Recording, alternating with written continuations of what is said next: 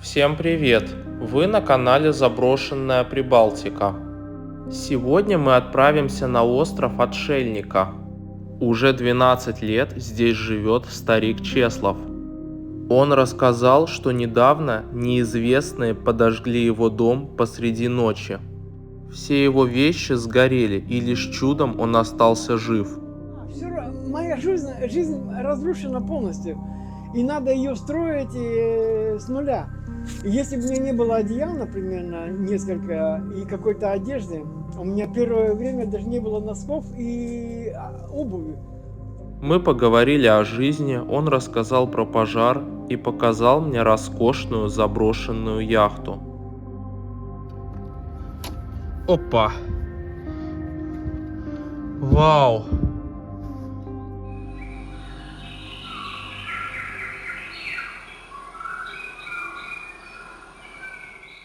Сегодня будет немного необычное видео, но от этого не менее интересное. Расскажу вам грустную историю, которая случилась с одним очень хорошим человеком.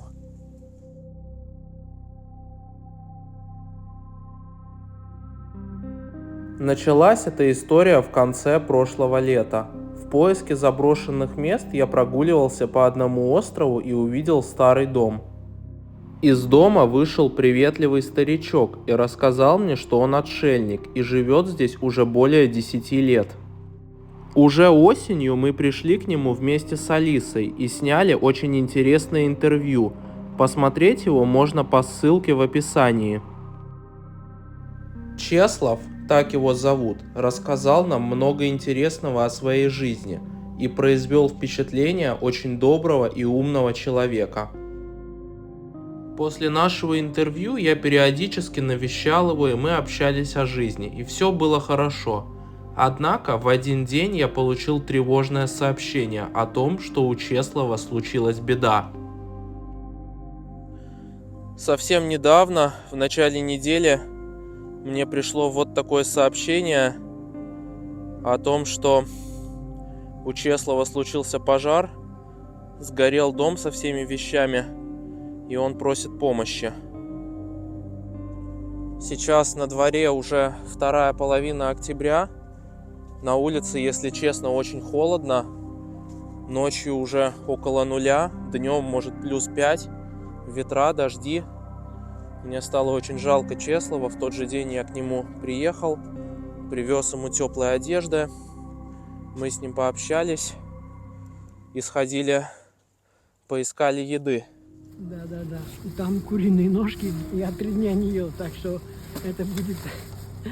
Господи. Если бы был дождь, было бы ужасно. Но самое ужасное, когда дождь, и ты еды не нашел. Это самое страшное. И вот депозит. Я спас его от уничтожения. Несколько бутылок, хотя меня сейчас не интересуют ни деньги, ни депозиты. Еда самое главное, то, что сегодня не было.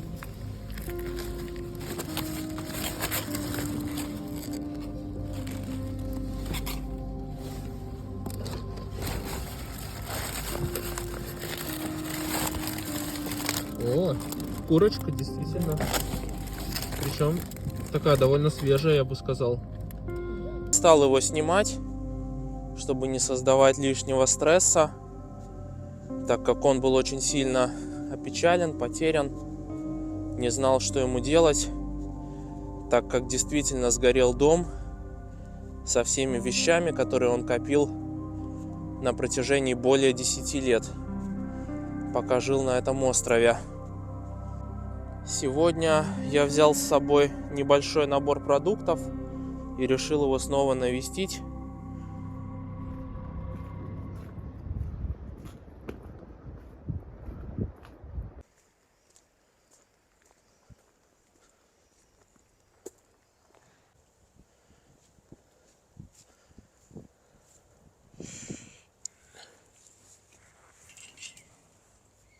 А вот и тот самый желтый домик.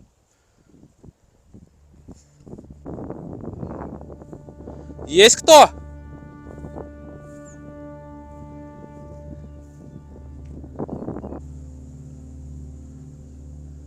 Есть кто?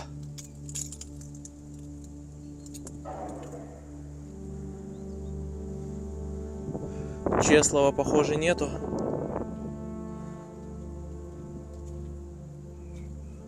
Как же тут воняет гарью. Эх, все это я уже видел позавчера. Но где же сам Чеслов?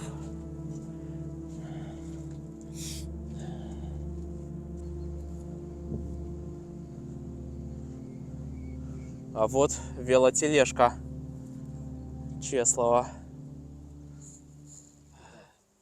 О, здрасте. Я вас искал, хотел Молодец, к вам молодец. прийти. Я тебя жду. Спасибо, я как раз, знаешь, самое страшное, плохая еда. Ой, это любимая вещь бананы. Я помню, как вы кушали год назад, когда мы к вам приходили на Это интервью. Первое бананы. дело, да, я бы из бананов делал все, и салат, и смузи, и все что угодно. То есть бананы и Так, да, хлеб. хлеб, и вот это. Шоколадка. Ты не поверишь, у меня белые такие вафельки есть, шоколадные, вернее белые, а я собирался сейчас идти за ними. Думаю, господи, это у меня есть одна штучка. Консервы еще Да, тоже тут. да, это то, что немножко надо. покушать. Господи, это то, А, и что колбаса еще. Во. надо. Да, Такой вот. главное, у меня крыс. Продуктовый набор небольшой. Да. Здесь очень много пыли, я потихоньку шкафами обзаведусь, если быстро не уеду. Но главное, что у меня все хочется, чтобы все сложилось в схему. Потому что когда много проблем, вот сейчас, например, проблема с едой, даже с водой, потому что... После пожара, да, именно? Да, моя жизнь разрушена полностью. И надо ее строить с нуля. И если бы у меня не было одеял, например, несколько, и какой-то одежды, у меня первое время даже не было носков и обуви. Потому что вот эти смешные, вот, кстати, горелое, оно вытащено из огня мной или пожарниками, наверное, пожарниками.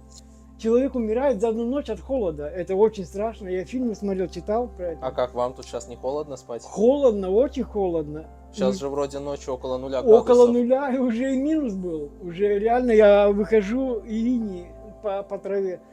Это очень страшно. Я 12 лет на улице, как будто бы живу без отопления, но просто оказаться в экстремальных ситуациях, это очень страшно.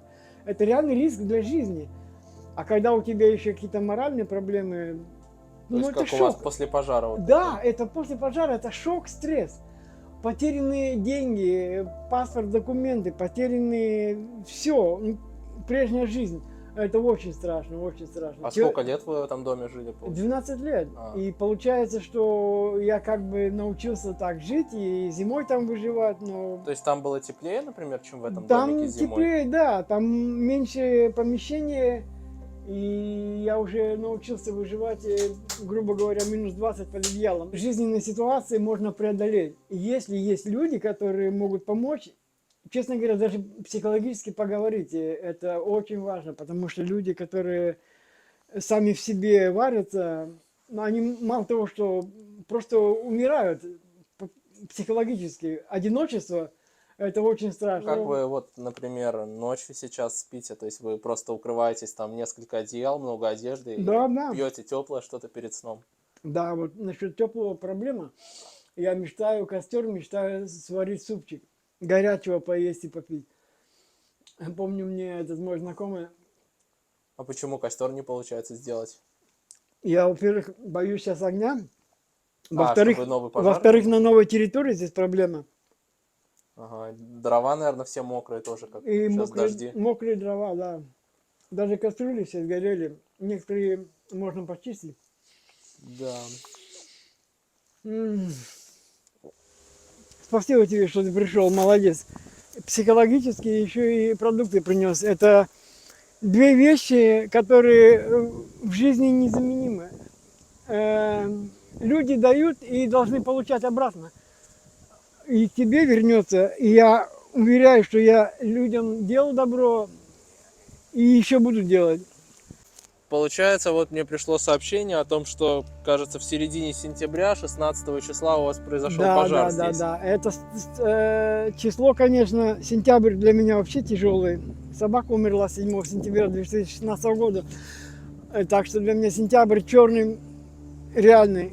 А И как случился пожар? То есть это я кто-то ночью поджег спал. или... Я ночью спал, и меня разбудил рыбак криками: «Вставай, вставай, Чеслов, пожар!» Я думал, он или шутит, или пьяный. И уже проснулся, и я, главное, час или два уснул, самый крепкий сон. И тут я чувствую, дым идет, и выскакиваю в окно, бегу за ведром, чтобы из реки черпнуть воды. До сих пор рана не зажила, ногу отбил. И огонь был такой страшный. Он начался вот здесь в начале, пошел вверх на крышу и в комнату. Первая дверь была сожжена, и он огромный. А вы там внутри спали? Я внутри спал, и мое счастье, что огонь, дым, ветер дул в противоположную сторону, не в мою комнату, потому что я вряд ли бы проснулся. А тут возле крыльца что-то лежало, что загореться могло? Здесь или как? было, да. Я хранил под крышей здесь большие дрова, доски. Здесь 2 железных холодильника горели. Ну, поскольку железные холодильники закрыты железной крышкой горели, и при мне, даже когда еще не приехали пожарники, через полчаса примерно после начала пожара здесь сгорело все вокруг. Дрова я сложил отдельно от дома, а здесь были 2 холодильника и велосипед. Все сгорело, все. Только мне велосипед вроде как подарили, но я заплатил за него 20 евро. И вы предполагаете, что это кто-то мог поджечь? Это получается? 100%, 99% это поджог, потому Ну, что а были какие-то недоброжелатели, у вас кто-то было угрожал? может быть? много. Тут и браконьеры были, и, может быть, наркоманы. И есть люди, которые мусор выбрасывали в соседних территориях, которых мы гоняли, задерживали, что вот так. Понятно. Ну и Это получается, вот придурков вы полно. выскочили из дома и Я дальше выскочил, что да, было? кое-как были сумки, в сумках какие-то гаджеты, телефоны, зарядки. Больше ничего, ни документы, ничего не успел не найти, даже одеяло не успел выбросить. И получается, когда вы выскочили ночью, то есть вы смогли позвонить пожарным, вызвать их, Да, чтобы они этот потушили? рыбак, который меня как будто бы спас, он и вызвал. Я был в шоке, и ему говорю, что звони, конечно. Хотя, конечно, я очень надеялся, что все обойдется без участия официальных людей. Но это, конечно, настоящий был пожар. И, конечно, приехали пожарные не сразу, сирены гудели, они уехали куда-то в ту сторону, где этот банк. Не смогли найти вас Как сразу? они могли? Они, наверное, боялись, что огонь перекинется на порт.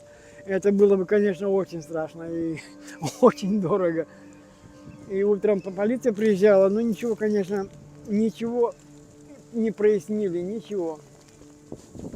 Ну вот, а когда пожарные приехали, то есть удалось что-то потушить, спасти какие-то вещи или... Да, это, конечно, удивительно. У меня очень много депозитных бутылок сгорело, которые я собирал на документы, чтобы уехать. То есть вы их копили, не Я сдавали? их копил, чтобы не тратить деньги, чтобы они были. Я просил одного человека, чтобы он помог их отвезти. Думаю, он приедет, и даже и деньги хотел у других людей. Много бутылок было? Много, и стеклянных, и пластмассы, То есть очень много. Сколько, ну так условно? 1000 бутылок? Мешками я их собирал полгода как минимум и не сдавал, потому что просто не хотел даже тратить деньги. Хотя у меня и в чеках уже было собрано, я не считал сколько, целая пачка была. Все, конечно, сгорело. Бумажные деньги, которые я 12 лет собирал, и С ума сойти. остались металлические деньги, но кое-какие металлические, может быть, еще остались, но их надо раскапывать, и это, конечно, просто похоже на нереальную задачу. Сверху можно попробовать снять, сверху поднимать повыше, вот так, да. А спали вы вот как раз здесь, да? Да, вот именно в той комнате я там жил последние года. А какие у вас планы вот на будущее? А вот после на пожара? будущее, если бы я мог быстро уехать, я бы, конечно, уехал. У меня А остались куда хотите уехать? Португалия или Испания. Я смотрел информацию в Ютубе и много-много полезной информации, где есть сады, где есть коллекции, люди выращивают деревья, фермы. Я бы мог там где-то выращивать свои деревья. Я бы очень хотел даже зарабатывать этим на жизнь.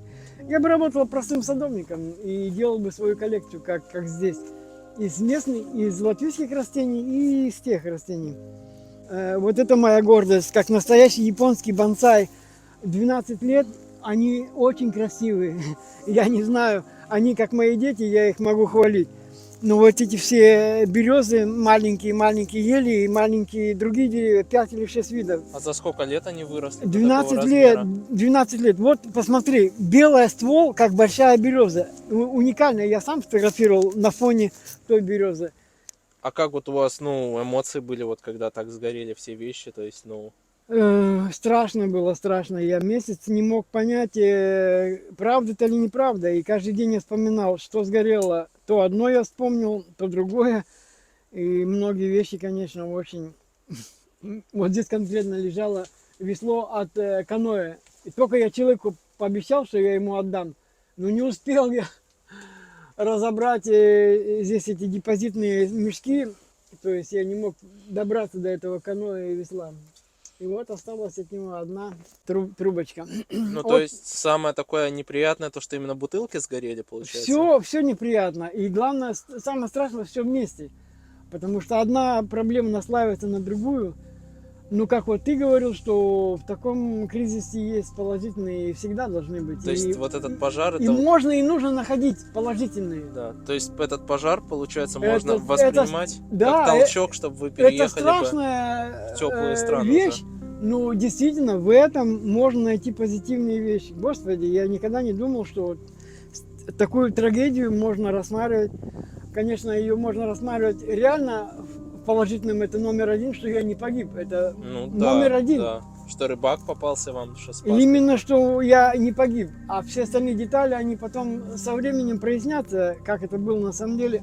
Но всегда есть еще какая-нибудь положительная вещь. И надо всегда искать. Я этим людям говорю, чтобы они не переживали, когда что-то случится, а реально рассуждали как мудрецы. Потому что в любой случай можно найти философию и, как говорится, но облегчение в том, что мне теперь не надо разбирать все эти вещи, отделять ценные от неценных и брать те вещи, которые можно отдать.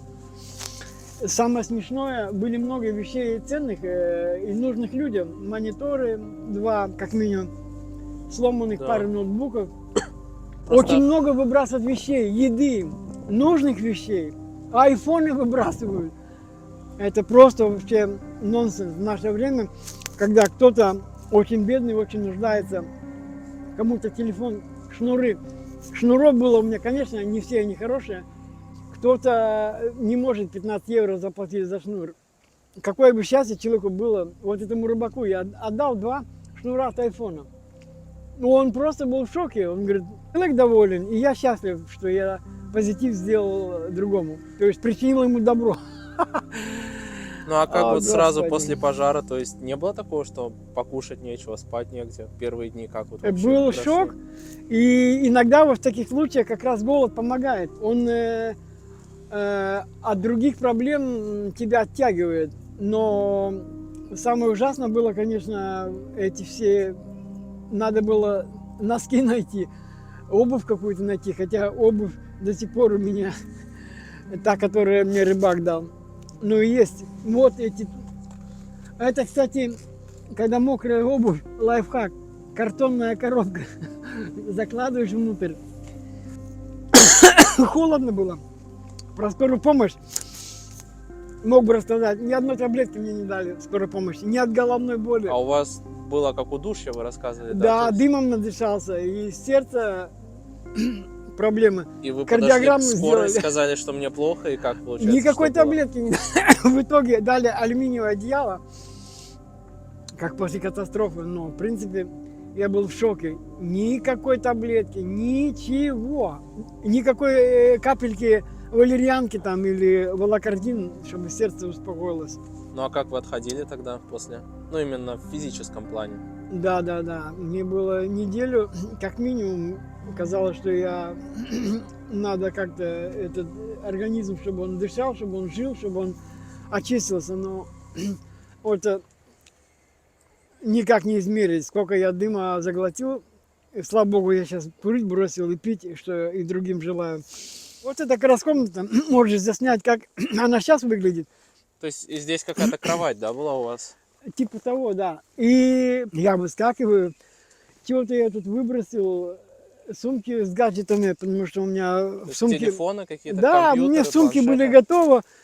Этот ноутбук, там зарядки. Ну, по итогу удалось спасти технику эту? Да, но мне с техникой были странные вещи. Там пожарники копались в этой сумке. Пожарники хотели что-то Двух или себе трех. забрать? Непонятно, что они там делали.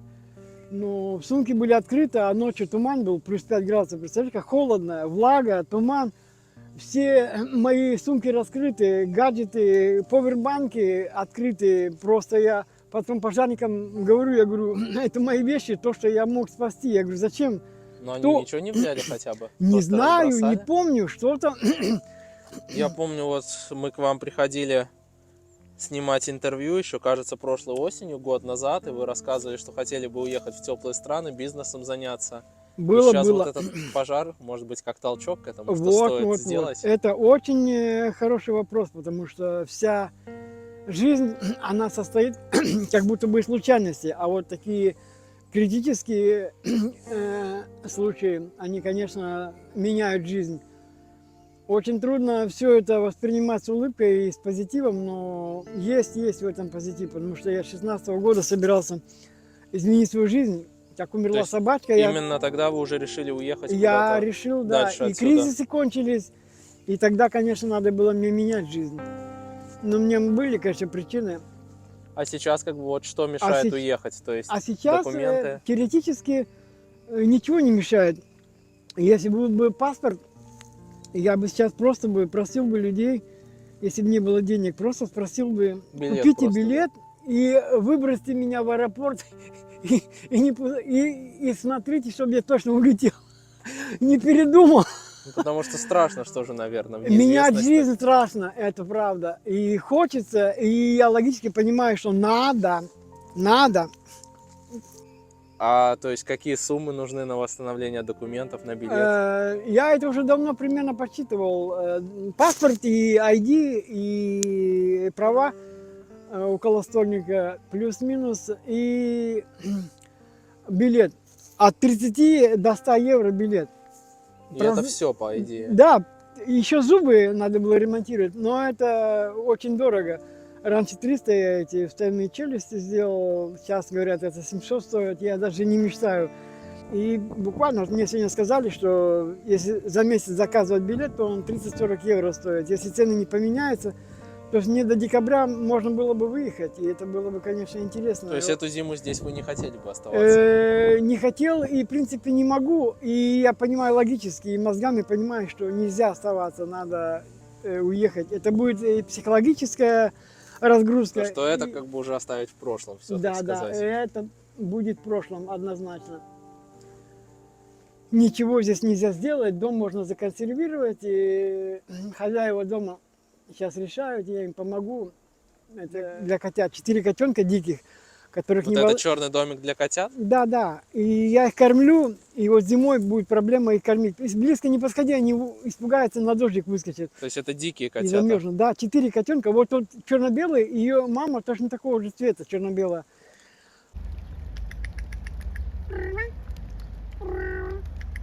Никак дождя боится.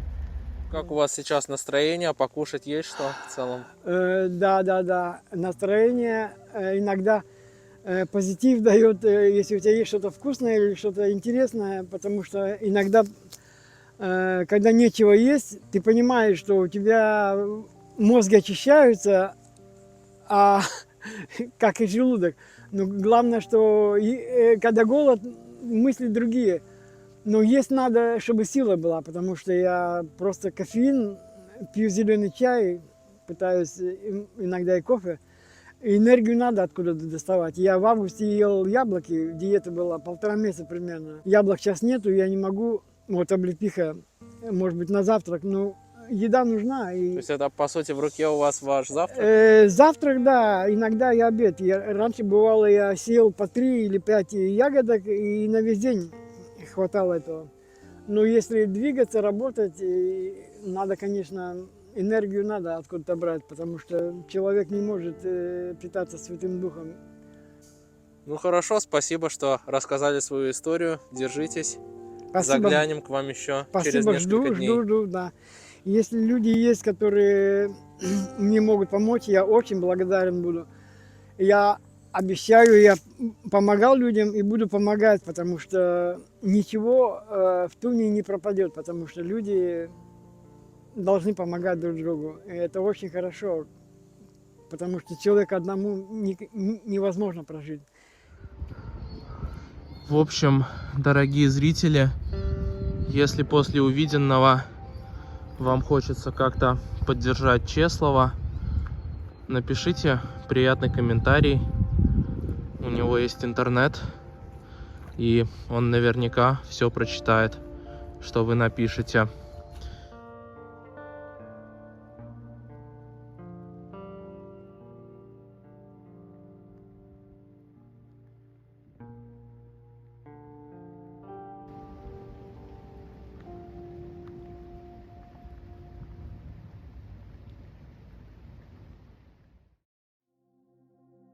С момента съемок прошел уже почти месяц. Периодически я навещал Чеслова и приносил ему покушать.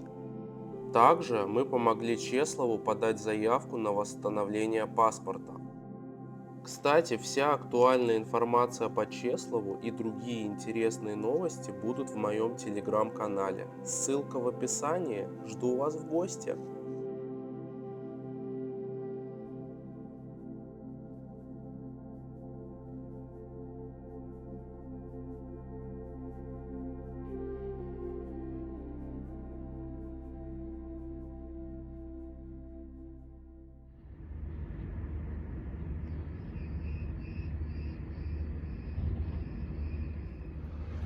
Прошло несколько дней, и я вернулся на тот самый остров, где живет Чеслов, чтобы посмотреть на заброшенную яхту. Вот она, красавица. Валерия. Красивое имя.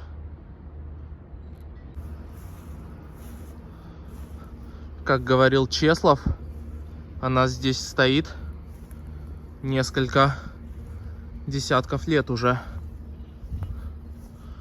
Мачту даже вижу.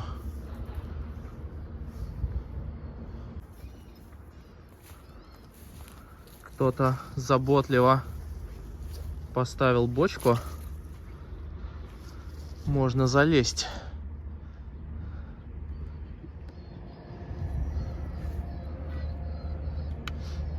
Даже спасательный плот был.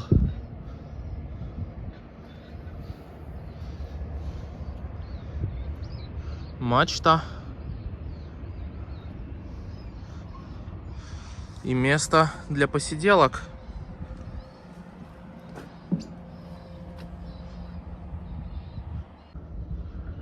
Спасательный круг.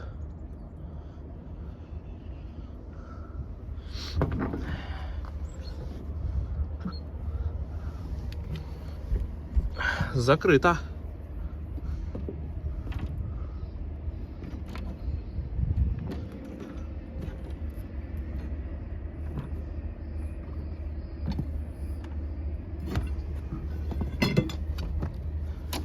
Опа. Вау. А тут прям все целое. Место капитана.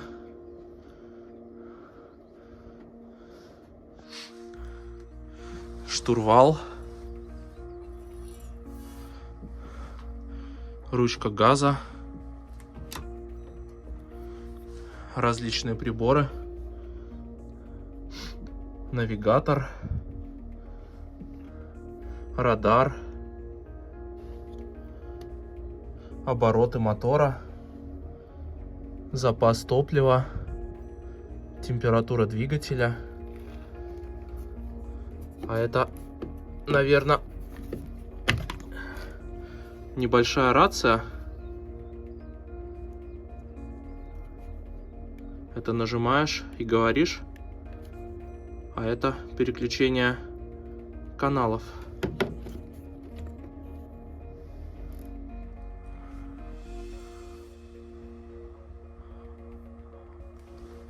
Можно представить себя капитаном. Интересно, каково это рулить таким судном?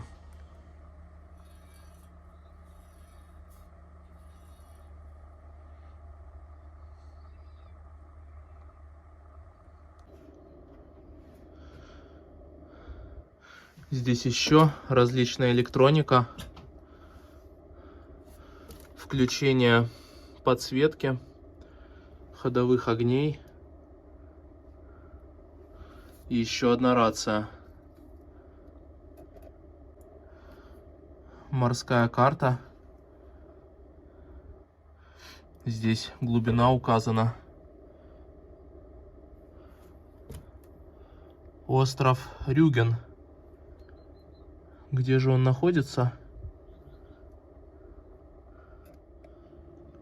Вау! Вы посмотрите на эту красоту. Телевизор, диваны и стол со спиртными напитками.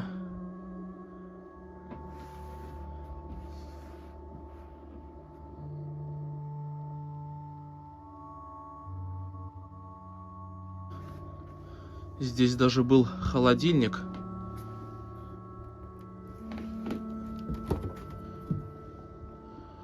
Уже пустой.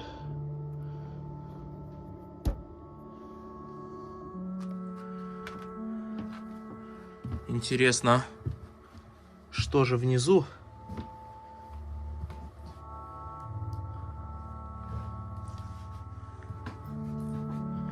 Кухня, камбус.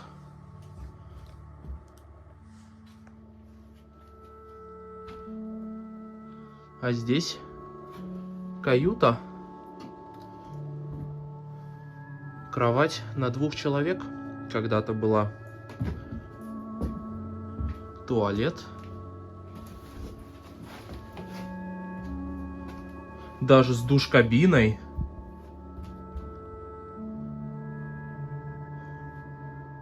И сейф для ценных вещей. Тоже пустой.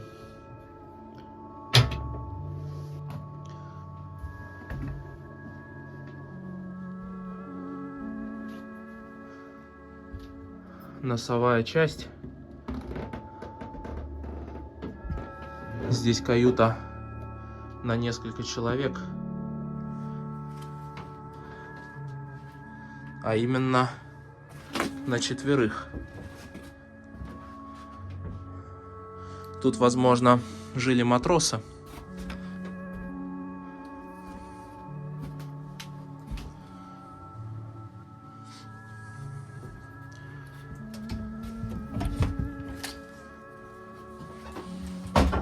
А здесь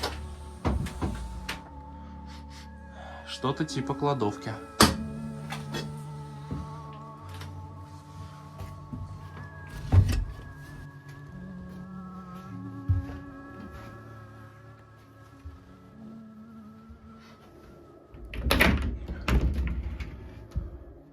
Шкафы для одежды.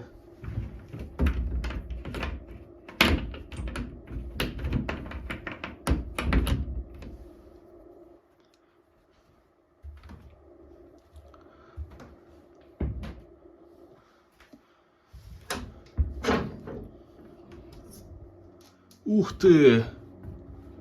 А вот это двигатель сердца этой яхты.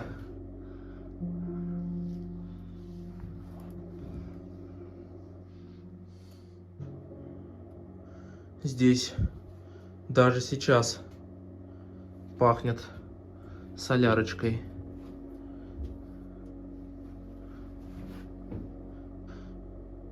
Это, похоже, огнетушитель.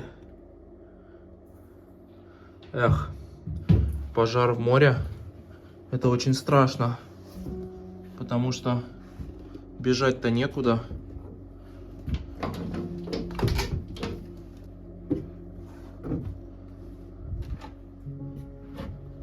Опа. Еще каюта. Но это одноместные каюты.